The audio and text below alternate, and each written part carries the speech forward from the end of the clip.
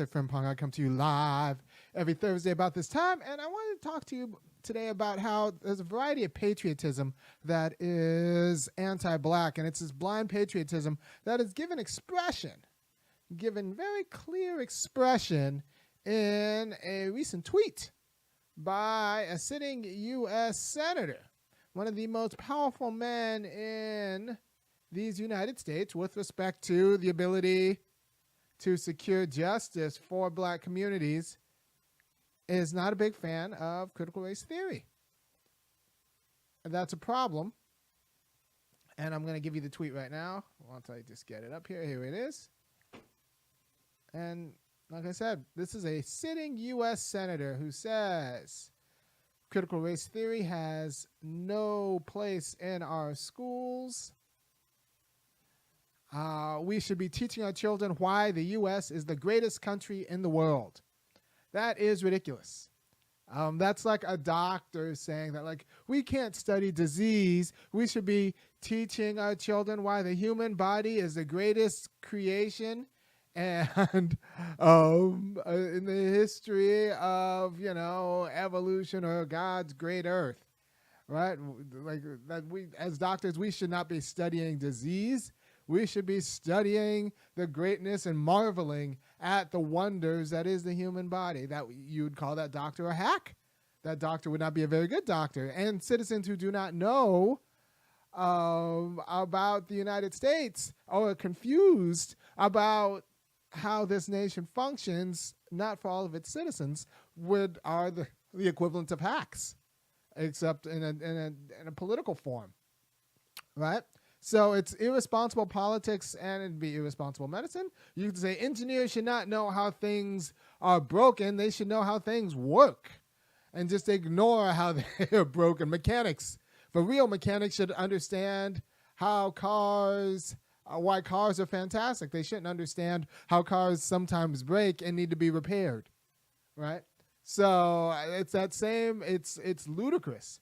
And so you have to ask yourself, when a sitting congressperson has such a ludicrous understanding of their role as a politician, because make no mistake, he's saying that his role as a politician isn't to actively redress problems, and especially for Maryland, because Maryland's one of those states where when slaves were freed, they paid slave owners and left the slaves destitute. They feel like we got to give reparations to the slave owners for taking their property, not paying the people who were used to be considered property, and understanding that those people need money in order to live and need now all of the resources required of people in order to thrive in the United States, right? So what does it mean that we're scared to teach U.S. history in a way that would actually secure racial justice? Well, it means that we think that the racial story in the United States is accidental to American patriotism. As in, you could have an America without black degradation. This is what Stephen Cassidy's people are trying to low-key push. This idea that you don't have to talk about colonialism, you don't have to talk about black degradation in order to talk about America.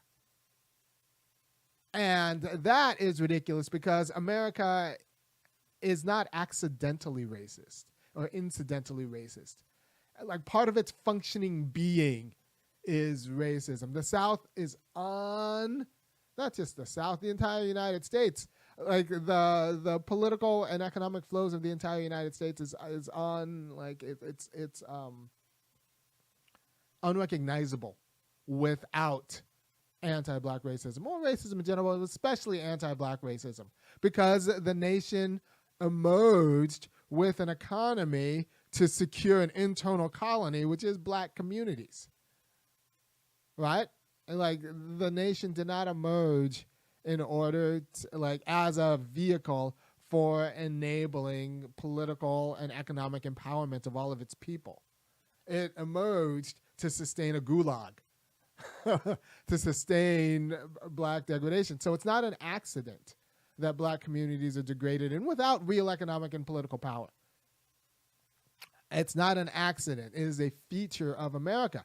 So you think about the American dream, and you can see this in all of our discretionary institutions. You think about what's the American dream? People talk about the American dream as you know,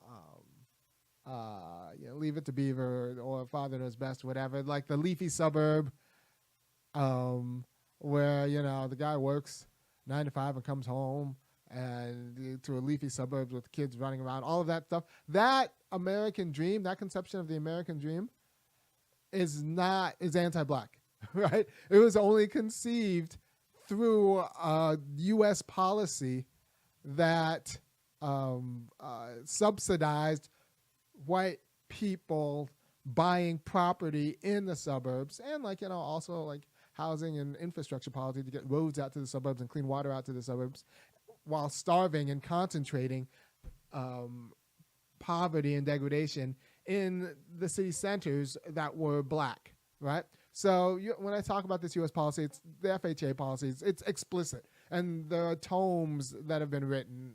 Mercer Baradoran's book, The Color of Money. There's Rothstein's book, The Color of Wealth, The Color of Law.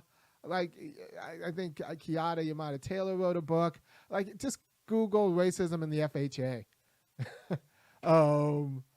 And you'll find out how America created racialized suburbs because in order to create stable neighborhoods, they decided that they would subsidize stable neighborhoods for the whites.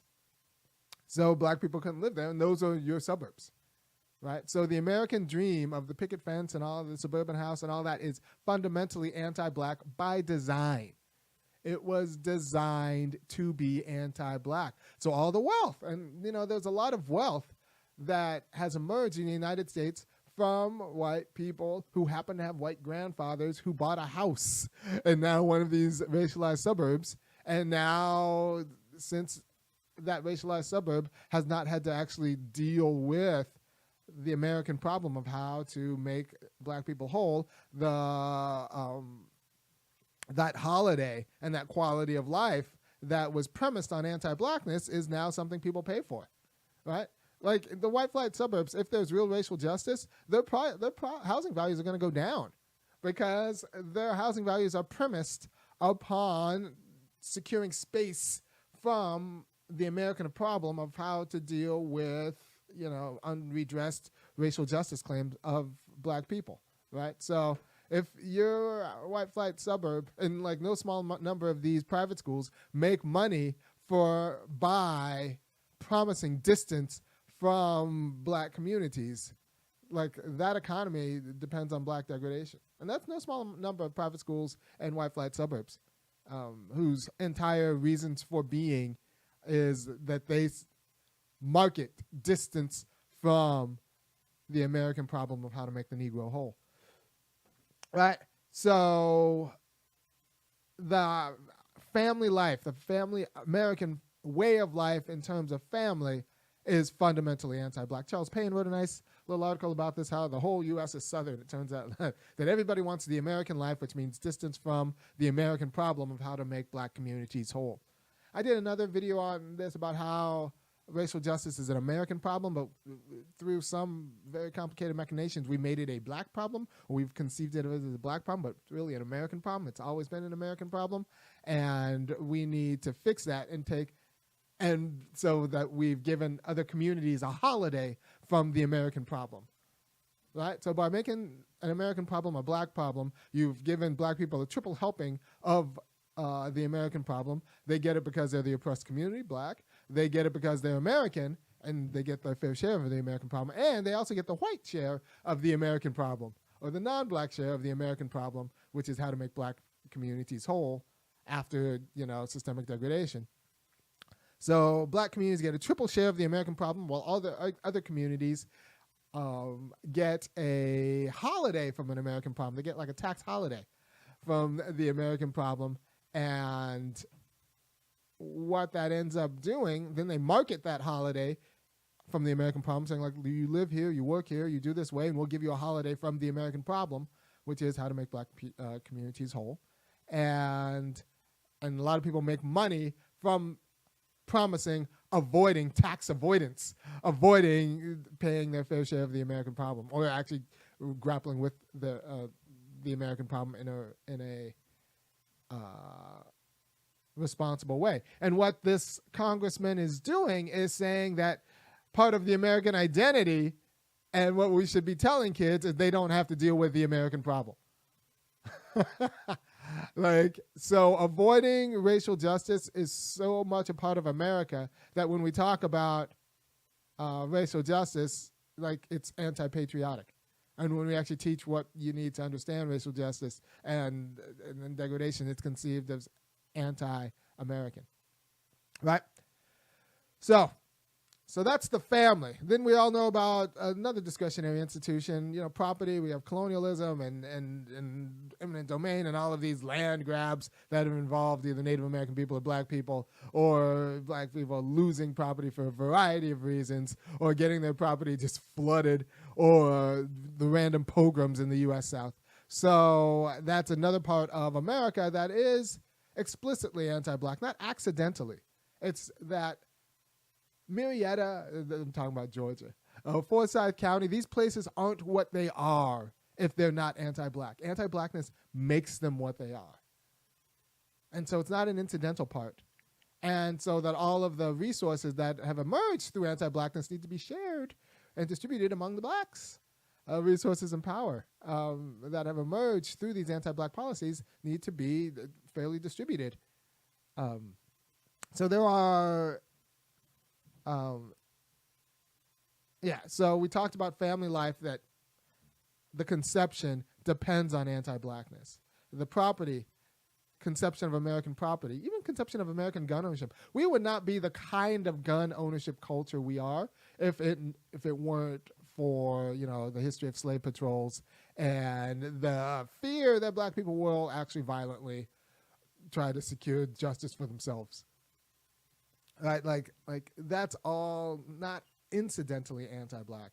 That's fundamentally anti-black, right? And same with, we would not have the economy we have and the way of life that economy secures if not for the labor and other unforced or coerced labor of black people, not just in slavery but afterwards through Jim Crow and all the.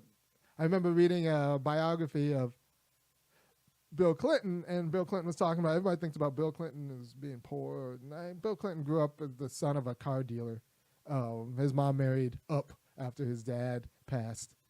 And there was a biography of Clinton he's talking about, and this woman was talking about how, Bill Clinton had a black nanny and they had the same nanny, and because everybody had a black nanny. But what does that mean, that everybody had a black nanny? That means a white way of life in Arkansas, even for people who were considered, who can now style themselves as not being well off, had resources to black labor. What does that mean?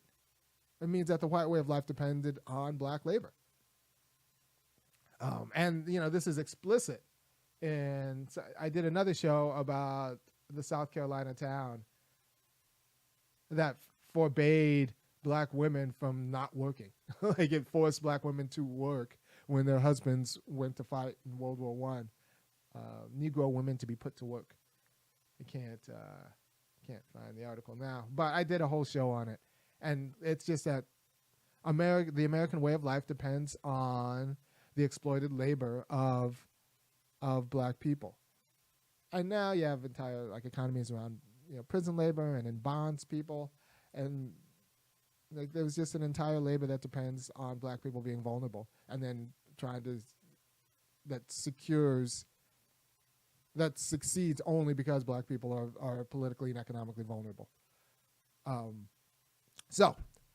then there's politics, right? So that's another form. And politics includes what we're allowed to govern and talk about in society. We're not even allowed to talk about that quality of vulnerability in order to redress it, because that's seen as anti-black. So you have to understand that when we do this, we actually create a distorted population, and distorted in a way that disproportionately hurts the most vulnerable. And here's why the myth of meritocracy hurts kids of color. If you teach kids that everything is fair and everything is as it should be, they end up blaming themselves for things that they shouldn't blame themselves for. If you don't teach them systems analysis, they individualize and personalize and privatize a lot of things that are the properties of systems and are properly the properties of systems.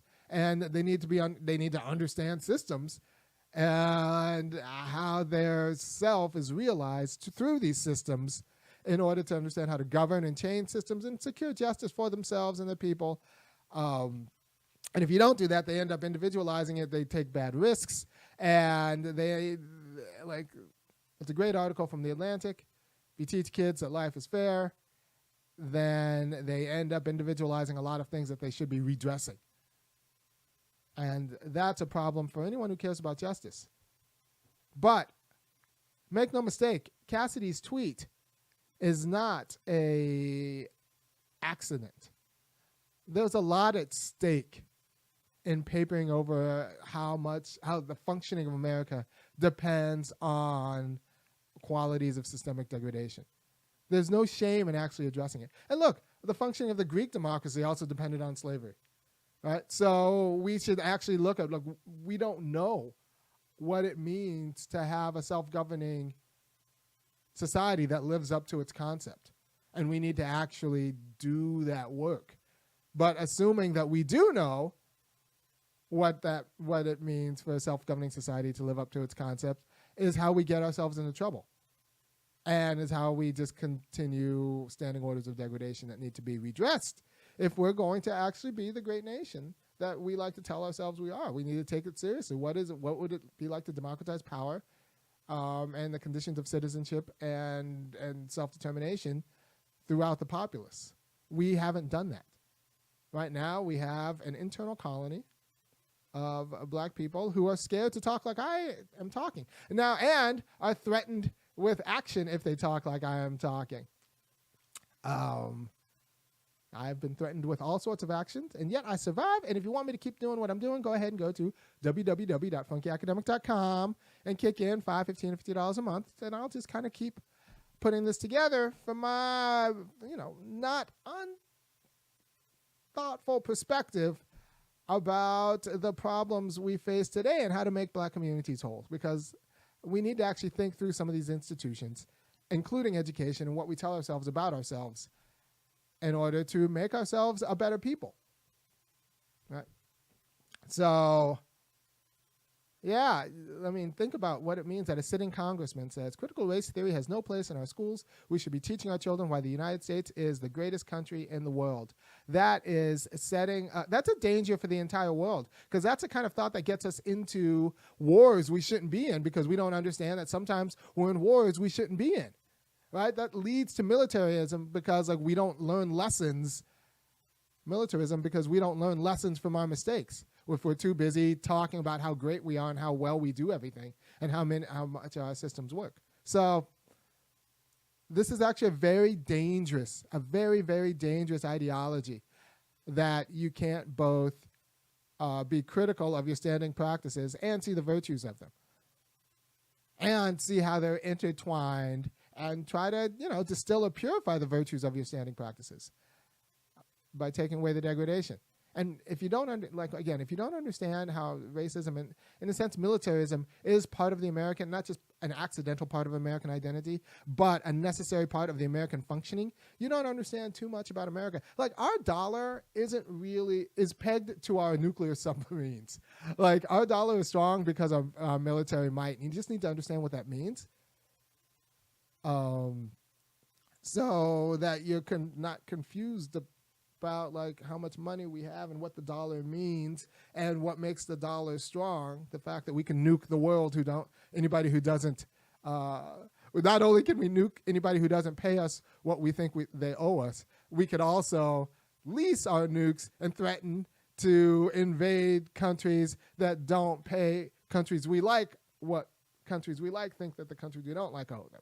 Right? So that's what makes our dollar strong. And if you don't understand that, then you don't understand America.